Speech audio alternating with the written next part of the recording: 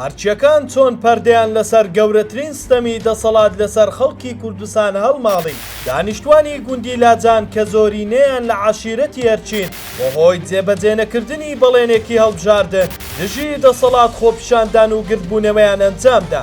ئەوەش دوای ئەوەی پێش هەڵبژاردن بەڵێنیان پێدرا بوو کە لە پاڵاوگەی لااناس کە لەسەر پارتی هەژمار دەکرێت دابمەزرێنرێت، بەڵام دوای هەڵبژاردن دەسەڵات ئامادە نەبوو بەڵێنەکەی هەڵبژاردن جێبەجێ بکات. لەجێی ئەوە ژمارەیەکی زۆر خاوەنکاری تورکی دامەزراندووە. ئەمەش تووڕەیی خەڵکی گوندەکەی لێکەوتەوە و هەڵوێستیان وەرگرت. ئەو ستەمەی دەسەڵات کردوویەتی نوێ نییە.